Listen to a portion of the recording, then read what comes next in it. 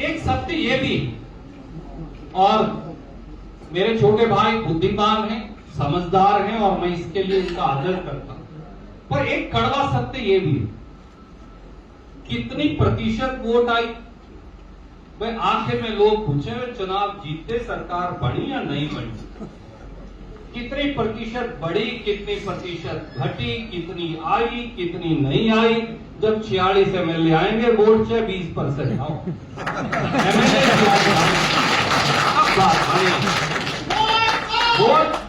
Vote कितनी आए उससे बात नहीं, वो बात जरूरी है, मैं मानता हूं।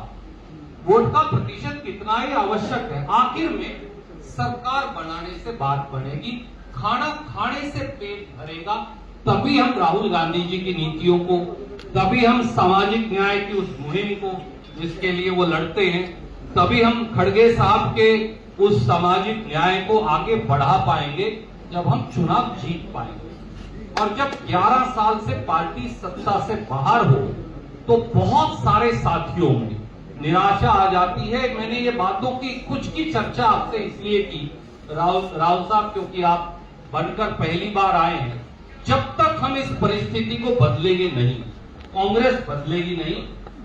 हरिप्रसाद जी के साथ मैंने 30 साल लगभग काम किया है। युवा कांग्रेस के ये उपाध्यक्ष थे, मैं उसके बाद आया युवा कांग्रेस में।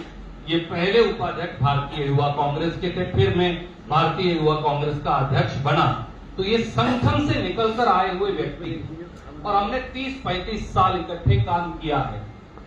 इसलिए हरिप्रसाद जी आपसे मुझे ये उम्मीद है, कम से कम व्यक्तिगत तौर से भी और पार्टी के तौर पर भी, कि हम इस परिस्थिति को, सब चलता है और सब चलता रहेगा और आखिर में पतनाड़ा वहीं पड़ेगा, तो उससे कांग्रेस दोबारा मजबूत होकर उभरने वाली नहीं, अगर पतनाड़ा वहीं पड़ता रहेगा।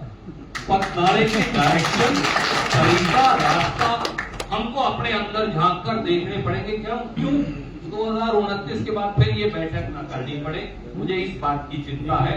हम जरा राजभवन में वो बैठक कर पाए, इस बात की इच्छा और आकांक्षा है कांग्रेस कार्यकर्ता। राव साहब, आपके लिए कोई राय मशवरा नहीं, क्योंकि 1996 से हमने इकट्ठे काम किया। मैं केवल आपसे एक प्रार्थना करना चाहूंगा, कांग्रेस का संगठन ही हमें आखिरी ताकत दे सकता है और उस संगठन का प्रारूप हरिप्रसाद जी को याद होगा, रायपुर की अधिवेशन में जब संविधान हमने नए सिरे से लिखा बनाया, सहयोग से उस संविधान लिखने का मैं कन्वीनर था। बहुत 1885 के बाद पहली बार इतने व्यापक संशोधन हमारे संविधान में किए। अगर वो हम लागू कर ले, दैट इटसेल्फ इज सफिशिएंट, वो काफी। उसके लिए मुझे नहीं पता, चौधरी साहब पन्ना प्रमुख की बात कर रहे थे, उनकी सच्ची है झूठी भगवान जाने। गांव की कांग्रेस कमेटी, वार्ड की कांग्रेस कमेटी, ब्लॉक और जिले की कांग्रेस कमेटी, ऐसे लोगों के माध्यम से बन जाए, वो किसी के हो, कहीं से हो, जो सही मायनों में लोगों और कांग्रेस के लिए लड़ना चाहते हैं।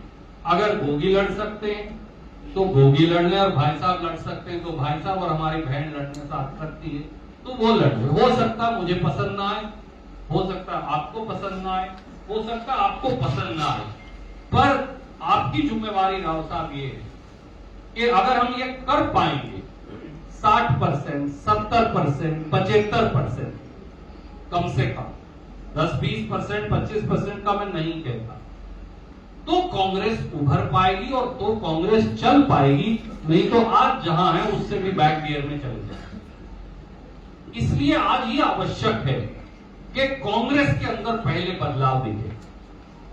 बीजेपी ने पिछले 1 साल में, श्रीमान नायब सैनी ने पिछले 1 साल में बहुत सारे मौके और अपॉर्चुनिटीज हमें दी है।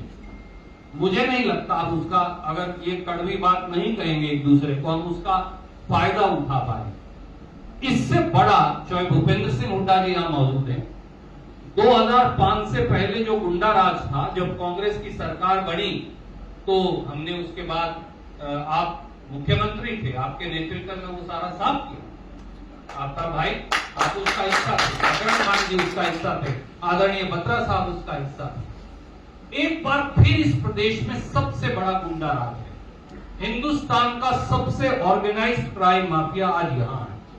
कोई ऐसा दिन नहीं जहां किसी व्यापारी से किसी शहर में फिरौती नहीं मिलता, सब चुप है। दुर्भाग्य से हरिप्रसाद जी कांग्रेस में हम नहीं लड़ते। दूसरी बात, आज किसान हर रोज पिटता है। बात कर रहे थे चौधरी उदयभान जी, मैं सहमत हूं उदयभान जी आपसे, नरमा पिट गई, 1500